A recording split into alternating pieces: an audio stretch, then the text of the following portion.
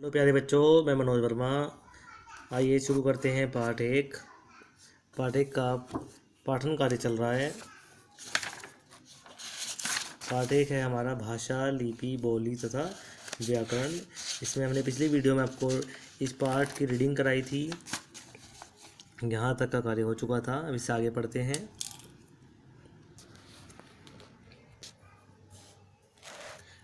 व्याकरण के विभाग।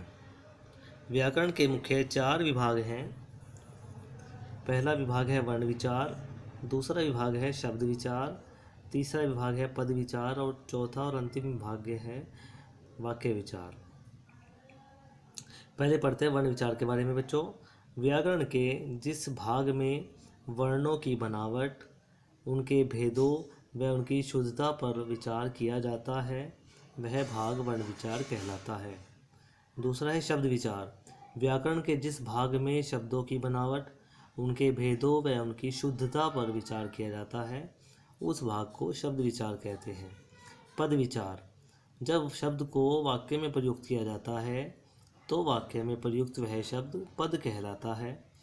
पद विचार में पद तथा उनके भेदों और रचना आदि का अध्ययन किया जाता है। वाक्य विचार।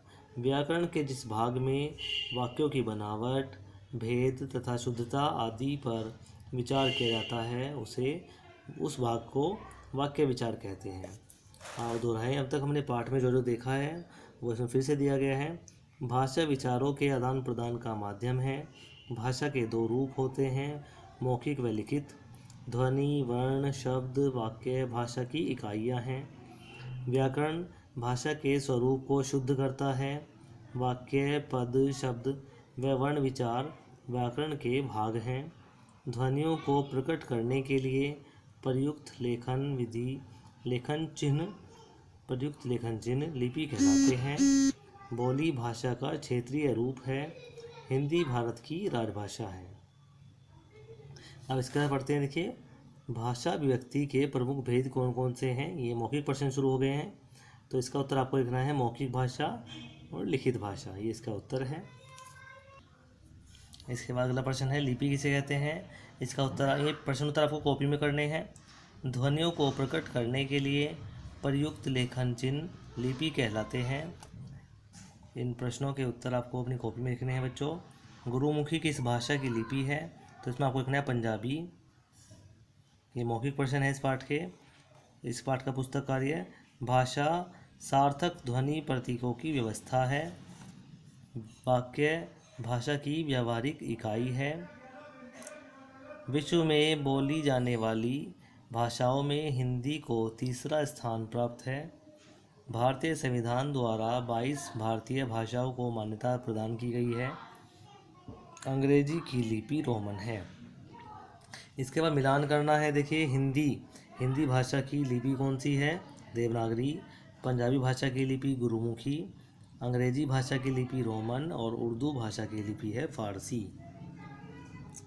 सही विकल्प के आगे सही का चिन्ह लगाना है। भाषा का मूल रूप है मौखिक। भाषा के लिखित रूप की आधारभूत इकाई है वर्ण। देवनागरी लिपि में लिखी जाने वाली भाषा है हिंदी। और हिंदी को भारत की राजभाषा के रूप में स्वीकृति मिली 14 सितंबर 1949 को।